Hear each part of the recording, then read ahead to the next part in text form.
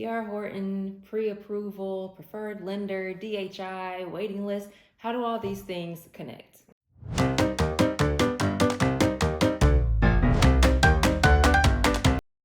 Hey everybody, welcome back to our channel. I'm Lisa. And I'm Vincent. We're so happy to be back with you. We took some time to celebrate our 5th wedding anniversary recently, and so we're happy to be back on our regular schedule. If you haven't checked out our anniversary special video, definitely check that out. We spent some time in Destin, Florida, so if that's somewhere you're interested in traveling, or you just want to check out what we did while we were celebrating our anniversary, definitely see our last video for that. We had a blast. I mean, a blast. I want to go back.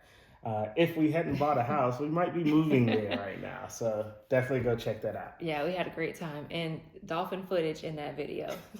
Great footage that we got there. We're going to talk today all about working with a lender, specifically DHI, when it comes to building new construction with DR Horton. So one of the first things that happen when you visit a new construction community and you're interested in buying is they're going to ask you for a pre-approval. Prior to the pandemic, you could go to any bank, any lender, get your pre-approval, and then you can take that to the building company and they'll say, great, we'll add you to the list. Or we'll go ahead and give you a contract for a house right now. But now, during the pandemic and now, you actually, a lot of communities and builders are looking for buyers to get pre-approved by their preferred lender. And so what is a preferred lender? A preferred lender is a lending company, the company that gives out mortgages that they prefer to work with. And so in DR Horton communities, usually the most known preferred lender is DHI. And the reason why that's the most known is because DR Horton owns them. And so that's DR Horton's own lending company. Some communities may have additional preferred lenders that you can work with. And so if DHI doesn't work out for you, they may have a second preferred lender that you can work with. But those preferred lenders are usually the first place they're going to send you, ask you to go ahead, get pre-approved through them. And then once you're pre-approved, that loan officer that works with them will tell the builder what you're pre-approved for, if you're good to go, if it's okay for them to put you on the waiting list. And so that's how you get on a lot of waiting lists nowadays, is by getting pre-approved by the preferred lender. And so do you have to use the preferred lender?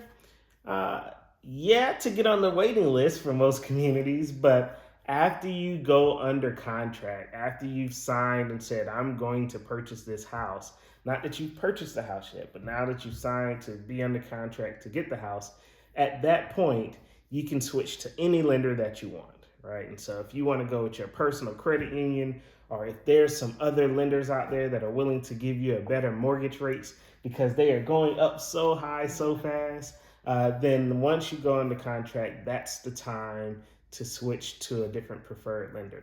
One of the things that we recommend is to shop around and see what lenders are offering. And so we recommend that you actually do that shopping within a 14-day window. And the reason why is because every lender is going to run your credit because they need your credit score to see if you qualify, right? And so they're going to run your credit. If you do all of those runs within 14 days, then it only counts as one hit on your credit.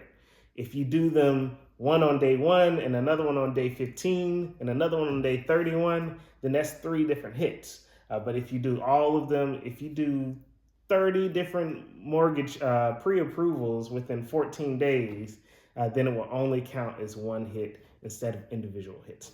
So make sure you shop around within a 14-day window. When you're shopping around, ask them what their rates are, what their fees are. Ask them if they're willing to lock your rate during the build. Since interest rates are going up so high right now, some people are being priced out. And so ask them if they're willing to lock your interest rate. And that alone may be more than enough of an incentive to go with a different lender than going with DHI. So we decided to stick with DHI for our full mortgage process.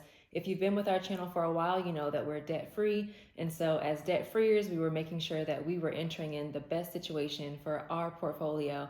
And of course, it's different for every family. So like Vincent was saying, make sure you shop around. One thing we do want to mention is when you are under contract, if you are switching lenders, make sure that you do that within a 30-day period. It takes a while for them to process everything and get the documentation they need and for all the parties involved to get squared away. So make sure you don't wait until 2 weeks, 1 week before you're supposed to close on your home or before you should have everything ready. So as soon as you're under contract, if you want to switch, make that decision as quickly as you can. And that's a good point to kind of sit at, because sometimes we get so frustrated once we're so close to closing. Like, no one's telling me anything. I'm upset. My lender's not explaining stuff to me. I want to switch lenders, right? Once you're in that 30-day period, if you decide, you can switch lenders, but that probably will delay your closing.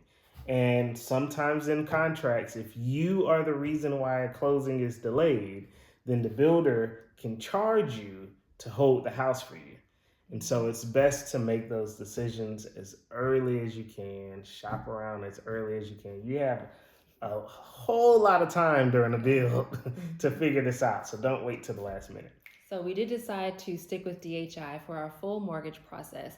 And our experience was great. We had a great loan officer. We had great communication with them throughout the whole process.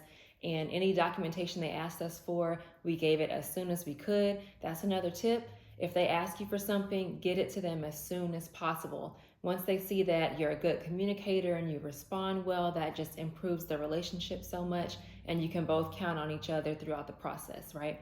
If you haven't watched our I Quit My Job video, definitely check that out, because we had a curveball during our process, and DHI was great in responding to that. So that goes even more deeply into our experience with DHI there. And so we did stick with them, and our documentation and communication, no problems there. On closing day, everything went very smoothly. We had a great closing day. If you haven't watched our empty house tour, you'll see a little bit of that. And so we just appreciate them and everything that we were able to accomplish throughout the process. And we're in our home now going on over 6 months. So we're here to answer any questions you have. Let us know in the comments if there's something else you want to know about DHI or about lenders in general, and we'll answer the best that we can. Thank you so much for joining us again for another video. Like, comment, and subscribe. We love all of our subscribers and our viewers out there, and we'll see you in our next video. Peace.